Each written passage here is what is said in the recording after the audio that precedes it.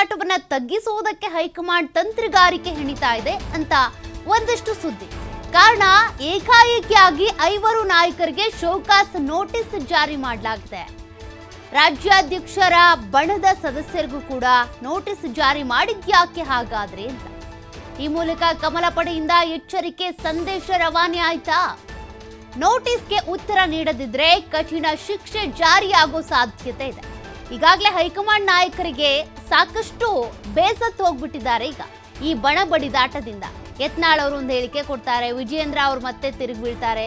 ಹೀಗೆ ಒಬ್ಬರ ಮೇಲೆ ಒಬ್ರು ಆರೋಪಗಳನ್ನ ಮಾಡ್ಕೊಳ್ತಾ ಇರೋದ್ರಿಂದ ಸಾಕಷ್ಟು ಬೇಸತ್ತು ಹೋಗ್ಬಿಟ್ಟಿದ್ದಾರೆ. ಈಗ ಒಂದಿಬ್ಬರ ಮೇಲೆ ಶಿಸ್ತು ಕ್ರಮ ಜರುಗಿಸಿ ಇಡೀ ಪಕ್ಷಕ್ಕೆ ವಾರ್ನಿಂಗ್ ಕೊಡುವಂತ ಮೆಸೇಜ್ ಇದು ಅಂತ. ಈ ಹಿಂದೆ ರೆಬಲ್ಸ್ ಟೀಮ್ನ ಕೆಲ ಸದಸ್ಯರಿಗೆ ನೋಟಿಸ್ ಜಾರಿಯಾಗಿತ್ತು. ಈ ಬಾರಿ ಪಕ್ಷದ ರಾಜ್ಯಾಧ್ಯಕ್ಷ BY ವಿಜಯೇಂದ್ರ ಅವರ ಬಣದಲ್ಲೇ ಇರುವಂತ ನಾಯಕರಿಗೂ ನೋಟಿಸ್ ಜಾರಿಯಾಗಿದೆ. ರೆಬಲ್ ಬಣದ ನಾಯಕರಿಗೂ ನೋಟಿಸ್ ಜಾರಿ, ಮತ್ತೊಂದು ಕಡೆ ಈಗ ಅಧ್ಯಕ್ಷರ ಬಣದವರಿಗೂ ಕೂಡ ನೋಟಿಸ್ ಬಂದಿದೆ. ಅನ್ಯ ಪಕ್ಷದ ಸಂಪರ್ಕದಲ್ಲಿರುವಂತ ನಾಯಕರಿಗೂ ಕೂಡ ನೋಟಿಸ್ ಜಾರಿಯಾಗಿದೆ. ಅಂದ್ರೆ ಆಡಳಿತಾರೂಢ ಪಕ್ಷದಲ್ಲಿ ಯಾರು ಕಾಂಟ್ಯಾಕ್ಟ್ ಅಲ್ಲಿ ಇರ್ತಾರೆ, ಏನಾದರೂ ಆ ಪಕ್ಷಕ್ಕೆ ಉಪಯೋಗ ಆಗೋ ರೀತಿಯಾಗಿ ಆ ಪಕ್ಷದ ಕಾರ್ಯಕ್ರಮಗಳಲ್ಲಿ ಭಾಗಿಯಾಗೋದು, ಆ ರೀತಿ ಯಾರಾದ್ರೂ ಮಾಡ್ತಾರಲ್ಲ ಅವ್ರಿಗೂ ಕೂಡ ನೋಟಿಸ್ ಜಾರಿಯಾಗಿದೆಯಂತೆ.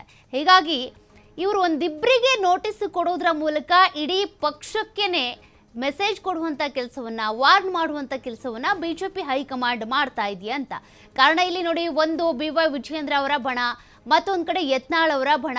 ಯತ್ನಾಳ್ ಅವರು ಹೋರಾಟ ಮಾಡ್ತೀವಿ ಅಂತಾರೆ, ವಿಜಯೇಂದ್ರ ಅವರ ವಿರುದ್ಧ ಗುಡುಕ್ತಾರೆ. ಅದಾದ ನಂತರ ವಿಜಯೇಂದ್ರ ಅವರು ಕೂಡ ಹೋಗಿ ದೂರು ಕೊಡ್ತಾರೆ ಹೈಕಮಾಂಡ್ಗೆ. ಯಾರ ದೂರನ್ನ ಎಷ್ಟು ಅಂತ ಕೇಳ್ತೀರಾ, ಎಷ್ಟು ಅಂತ ನೋಟಿಸ್ ಜಾರಿ ಮಾಡ್ತೀರಾ? ಹೀಗಾಗಿ ಬರೀ ಭಿನ್ನರ ಬಳಗಕ್ಕೆ ನೋಟಿಸ್ ಕೊಟ್ಟು ಅವ್ರನ್ನ ಕರೆಸಿ ವಾರ್ನ್ ಮಾಡೋದ್ರ ಬದಲು ಎರಡೂ ಬಳಗದಲ್ಲೂ, ಅಂದರೆ ಒಂದು ಕಡೆ ರೆಬಲ್ ಆಗಿರುವಂಥ ಯತ್ನಾಳ್ ಬಳಗದಲ್ಲಿರುವಂಥ ಸದಸ್ಯರಿಗೆ, ಮತ್ತೊಂದು ಕಡೆ ರಾಜ್ಯಾಧ್ಯಕ್ಷರ ಬಳಗ, ನೀವೆಲ್ಲರೂ ಕೂಡ ಬಾಯಿ ಮುಚ್ಕೊಂಡಿರಬೇಕು. ಹೆಂಗೆ ಬೇಕಂಗೆ ಮಾಧ್ಯಮಗಳ ಮುಂದೆ ಹೇಳಿಕೆ ಕೊಡೋದಲ್ಲ, ಹೆಂಗೆ ಬೇಕಂಗೆ ನಿಮಗೆ ಬಂದಂಗೆ ಇರೋದಲ್ಲ, ನಿಮ್ಗೆ ಹೆಂಗೆ ಬೇಕೋ ಹಾಗೆ ಯಾವ್ಯಾವುದೋ ಕಾರ್ಯಕ್ರಮಕ್ಕೆ ಹೋಗೋದಲ್ಲ. ಸರ್ಕಾರಿ ಕಾರ್ಯಕ್ರಮಗಳು ಅನ್ನೋ ನೆಪದಲ್ಲಿ ಕಾಂಗ್ರೆಸ್ನ ಪಕ್ಷದ ಕಾರ್ಯಕ್ರಮಗಳೇನಿರ್ತವೆ ಆ ಕಾರ್ಯಕ್ರಮಗಳನ್ನ ಅಟೆಂಡ್ ಮಾಡೋದಲ್ಲ. ಎಲ್ಲದಕ್ಕೂ ಕೂಡ ಖಡಕ್ ಆಗಿ ವಾರ್ನಿಂಗ್ ಕೊಡುವಂತ ಪ್ರಯತ್ನವನ್ನ ಬಿಜೆಪಿ ಹೈಕಮಾಂಡ್ ಮಾಡೋ ರೀತಿಯಾಗಿ ಕಾಣಿಸ್ತಾ ಇದೆ. ಯಾಕೆಂದ್ರೆ ಈಗಾಗಲೇ ನೋಡಿ 5 ನೋಟಿಸ್ ಜಾರಿ ಆಗಿರೋದು. ಅದರಲ್ಲಿ ರೆಬಲ್ ಬಣದಲ್ಲಿದ್ದವರು ಇದ್ದಾರೆ, ಜೊತೆಗೆ ಪಕ್ಷ ವಿರೋಧಿ ಚಟುವಟಿಕೆಗಳಲ್ಲಿ ಭಾಗಿಯಾದವರು ಇದ್ದಾರೆ. ಮತ್ತೊಂದು ಕಡೆ ರಾಜ್ಯಾಧ್ಯಕ್ಷರ ಬಣದಲ್ಲಿರುವಂತ ನಾಯಕರಿಗೂ ಕೂಡ ನೋಟಿಸ್ ಜಾರಿ ಆಗಿದೆ.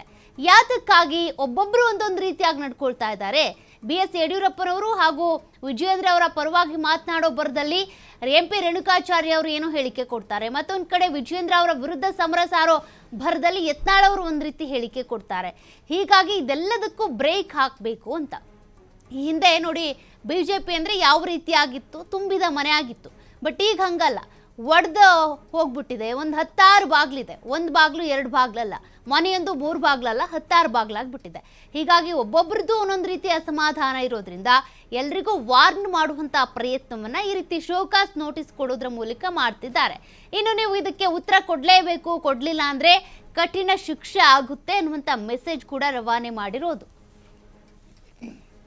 ಮತ್ತಷ್ಟು ಡೀಟೇಲ್ಸ್ ಕೊಡ್ತಾರೆ ಪ್ರತಿನಿಧಿ ರಾಕೇಶ್. ಈಗಾಗಲೇ ಯತ್ನಾಳ್ ಅವರಿಗೆ 2 ಬಾರಿ ನೋಟಿಸ್ ಜಾರಿ ಆಗಿತ್ತು, ಅವರು ಉತ್ತರ ಕೊಟ್ಟು ಬಂದರು, ವಿವರಣೆ ಕೊಟ್ಟಿದ್ದಾರೆ.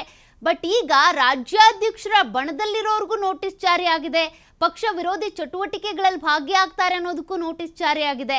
ಬಿಜೆಪಿ ಹೈಕಮಾಂಡ್ ಈಗ ಖಡಕ್ ಆಗಿ ವಾರ್ನ್ ಮಾಡೋ ಪ್ರಯತ್ನ ಮಾಡ್ತಿದ್ಯಾ ಅಂತ? ಹೌದು ಸೌಖ್ಯ. ಬಿಜೆಪಿಯಲ್ಲಿನ ಸದ್ಯದ ಭಿನ್ನಮತೀಯ ಚಟುವಟಿಕೆಗಳನ್ನು ಗಮನಿಸಿರುವಂತಹ ದೆಹಲಿ ನಾಯಕರುಗಳು ಈಗ ಆ ವಿಚಾರದಲ್ಲಿ ಸ್ಪಷ್ಟವಾದಂತಹ ಸಂದೇಶವೊಂದನ್ನ ರಾಜ್ಯ ಘಟಕಕ್ಕೆ ರವಾನಿಸುವಂತಹ ಯೋಚನೆಯನ್ನ ಮಾಡಿದ್ದಾರೆ ಅನ್ನುವುದರ ಭಾಗವಾಗಿ ನಿನ್ನೆ ಜಾರಿಯಾಗಿರುವಂತಹ ನೋಟಿಸ್ ಕಾಣಿಸಿಕೊಂಡಿದೆ. ಇದರಲ್ಲಿ ಬಿಜೆಪಿ ರಾಜ್ಯಾಧ್ಯಕ್ಷರ ಬಣ, ಹಾಗೆ ಭಿನ್ನರ ಬಣ ಮತ್ತು ಪಕ್ಷ ವಿರೋಧಿ ಚಟುವಟಿಕೆಗಳನ್ನು ತೋರಿಸುತ್ತಿರುವಂತಹ ಅನ್ಯ ಪಕ್ಷದೊಂದಿಗೆ ಗುರುತಿಸಿಕೊಂಡಿರುವಂತಹ ಶಾಸಕರಿಗೂ ಸೇರಿ ನೋಟಿಸ್ ಅನ್ನು ಜಾರಿ ಮಾಡಲಾಗಿದೆ.